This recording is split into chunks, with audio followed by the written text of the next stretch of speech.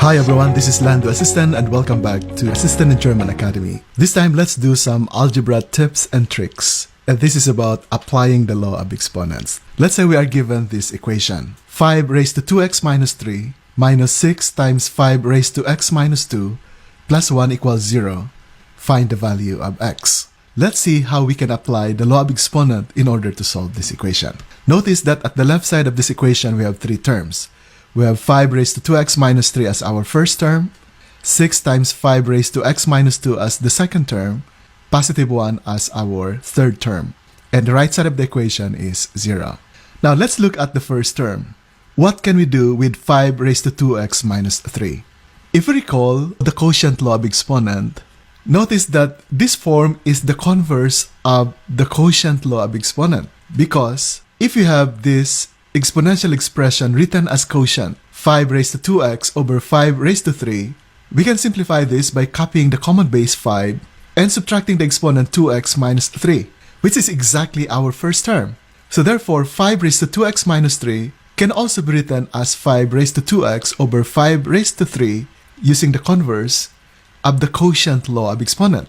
Now similarly, for the second term, we can do the same. We copy the 6 and we write 5 raised to x minus 2 as a quotient of two exponential numbers. And that is also by applying the converse of the quotient law of exponents. And then we copy plus 1 equals 0. Now what other simplification can we do?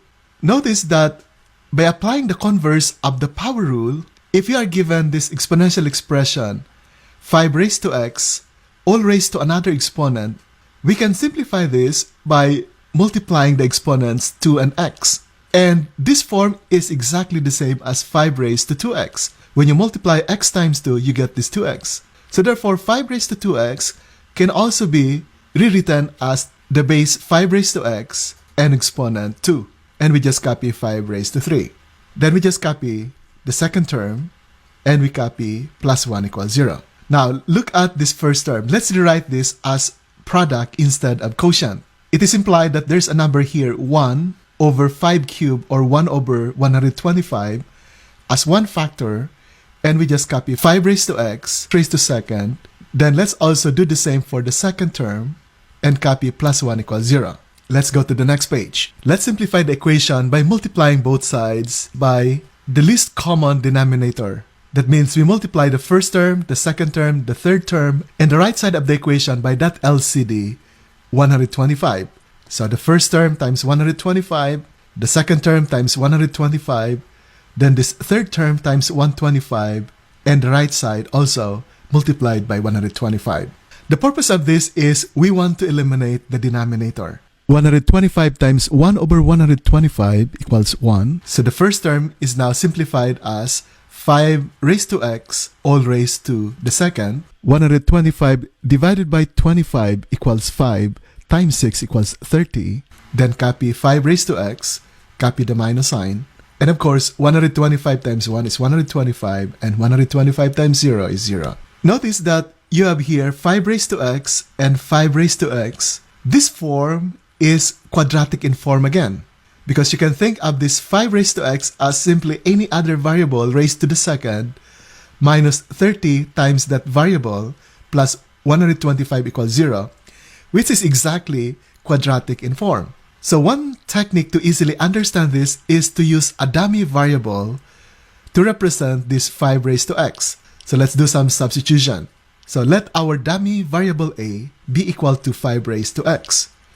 We call this as dummy variable because you can use any variable. You can use b, c, d, or any other letters except this x, because we already use x as the variable of 5 raised to x. So our purpose of this dummy variable is just to represent this exponential expression, because that will make our equation simpler in form and easier to manipulate. So using now our substitution a equals 5 raised to x, we now have, instead of 5 raised to x, we use our substituted variable a, then copy the exponent, copy minus 30 and replace 5 raised to x by a, and copy all the rest.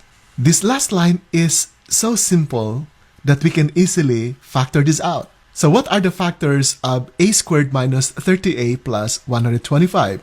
So we simply get possible factors of 125 that will result to negative 30 when added. And those two factors are negative 25 and the other one is negative 5. You multiply these two, you will get positive 125. You add negative 25 plus negative 5, the result is negative 30. And so, we now write this as a minus this 25 and the variable a again minus this 5. The product is 0. And when the product of two factors is 0, one of these factors must be equal to 0. Either the first factor is equal to 0 or the second factor is equal to 0. And solving the left side for a, we get a equals 25. And solving the right side for a, we get a equals 5. But what is the value of a? We said that a is equal to 5 raised to x. And so, instead of a, we have 5 raised to x, copy equals 25. And solving for x, to what exponent should 5 be raised in order to get 25? That exponent is 2. So x equals 2. Then at the right side, since a is equal to 5 raised to x, let's do the unsubstitution. Let's unsubstitute now the value of a. So a is equal to 5 raised to x. That is the substitution. Then copy equals 5. To what exponent should 5 be raised in order to get 5?